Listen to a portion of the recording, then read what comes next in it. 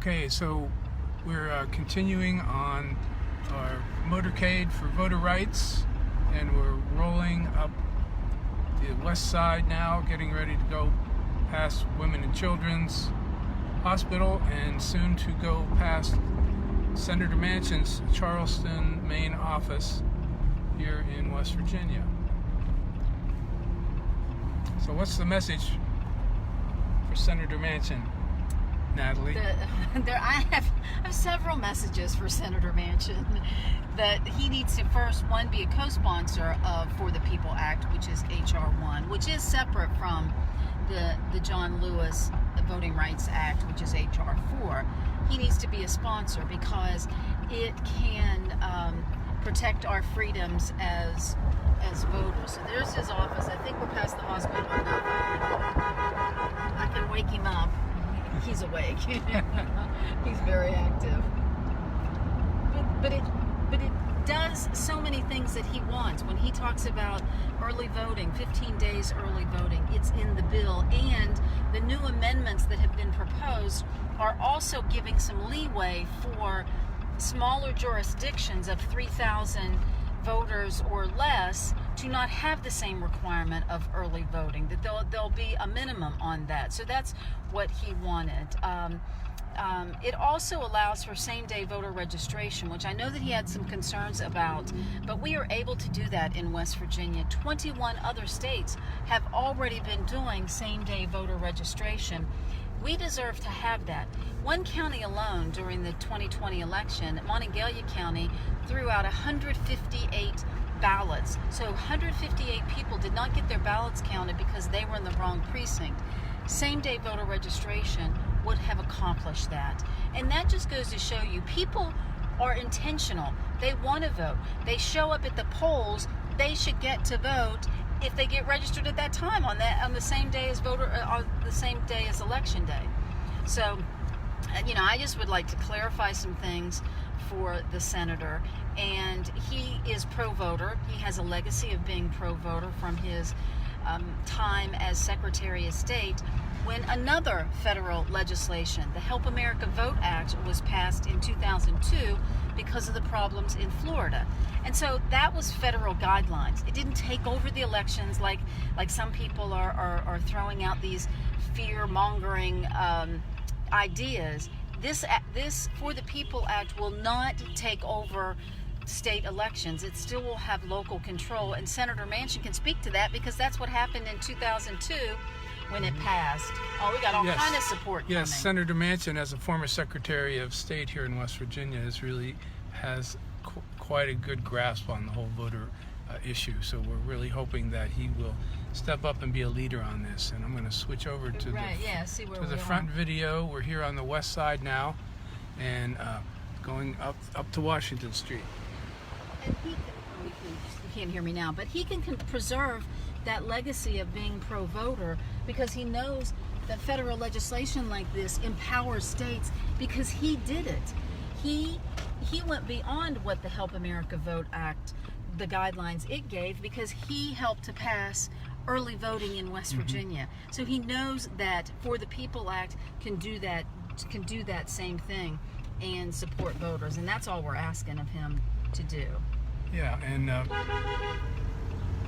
West Virginia Citizen Action Group and West Virginians for Clean Elections worked with Secretary of State Manchin on the HAVA Act, and was part of the advisory committee.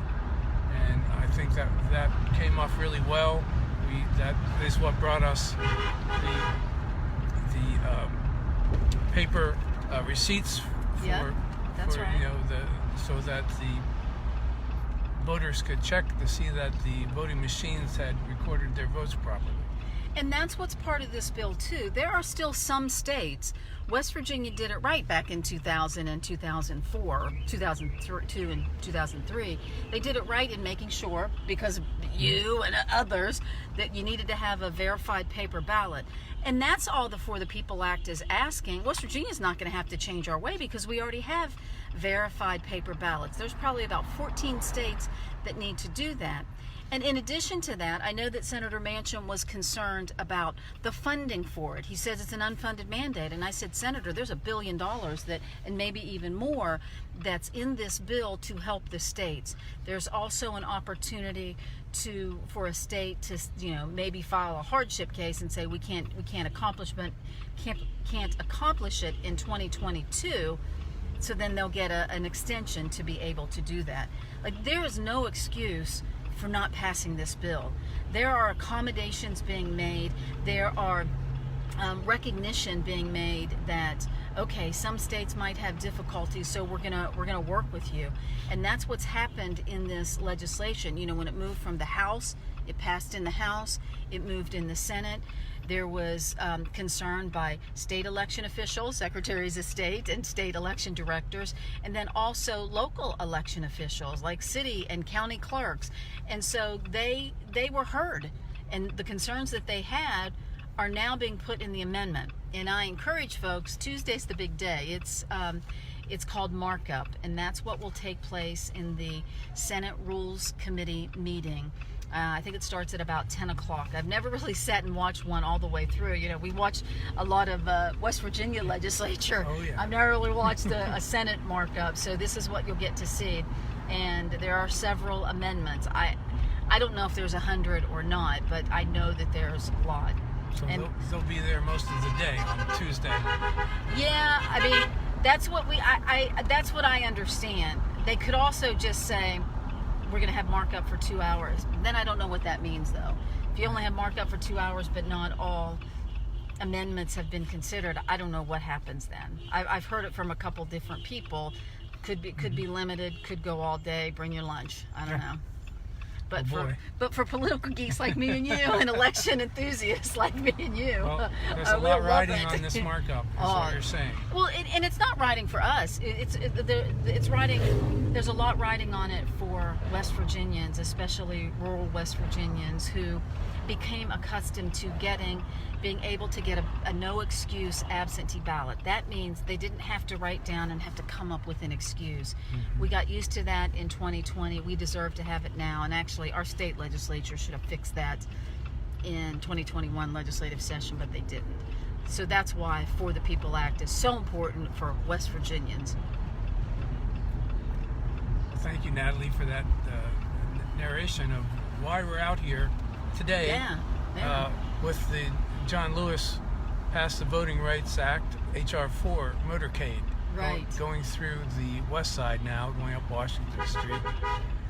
Yeah, I mean, it's a special day hey guys, to recognize John Lewis, because people understand and know his name. Maybe they don't know as much about For the People Act, which is being the one that's being considered with all of this. And I just think I don't know if it's ironic or what, that here we are driving through, but there truly are some people who don't have transportation or poor transportation, and maybe they can't get to early voting. That's why no excuse voting would be so important, and same day voter registration would be important, because maybe they get that one ride to the polling place and they say, well, I'm not registered. But if you go to the polling place and get registered on that day, or go to the courthouse and get registered and vote, you only have to make one trip if you're asking somebody to give you a ride.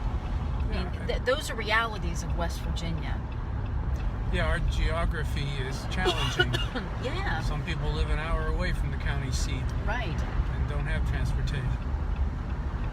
And some states just do all mail-in ballots. Right. And very successfully. And they've done it for years. Exactly. And the thing is, we talk about Senator Manchin. Yes, he plays a key role in it. Senator Capito could play a major, I don't know how key role, because Senator Manchin wants to work on bipartisan support, and those two could do it together. Could you imagine the example that they could set and the force that West Virginia could be if both of them worked together? It would be amazing. Yeah. And the whole filibuster, I want folks to understand, there's that commercial out, and I don't like the commercial where they say, the filibuster, Senator Byrd used it all the time, it's a West Virginia way of life. Do you know what he was filibustering? He was trying to stop the Civil Rights Act. And he used that tactic to not allow for civil rights or the Voting Rights Act. Now, he apologized for that over and over for the next 50 years after he used the filibuster in a bad way and for the vote that he made. So let's not lift it up like it's a West Virginia way of life. No, it's not. We didn't want to stop. We separated from Virginia because we stood up for civil rights and the rights of Black Americans so they wouldn't be slaves. I mean, that's just so frustrating when I see that commercial because it's not very And what is honest. the filibuster? Filibuster is not in the Constitution. Right. It's a rule of the Senate, and the Senate can change that rule anytime it wants to. There's nothing sacred about the filibuster. Yeah. Basically what it is that it enables the minority to block the majority. And, is that a good thing? I thought we were about majority ruling, and, the minority has a voice, and the filibuster has devolved into a thing where one senator can sign one piece of paper and kill a bill. Yeah, right? and not have to work very hard for it, right? And not even show break up a to sweat. Yeah. So, at the minimum, we should go back to the talking filibuster. The filibuster where you have to hold your floor, you have to hold your space on the floor, and explain to the American people why you want to block this piece of and you have to legislation. hold it in case you have to go to the bathroom. That's what I thought. As long as you can hold it. Exactly. Yeah, I mean, but that just goes to show how serious you are about it. I mean, and that's the thing. We're showing how serious we are about elections and, coming out on a nice, beautiful Saturday to make people aware of what's taking place. We're going to go back to forward. You can see some of our motorcade now.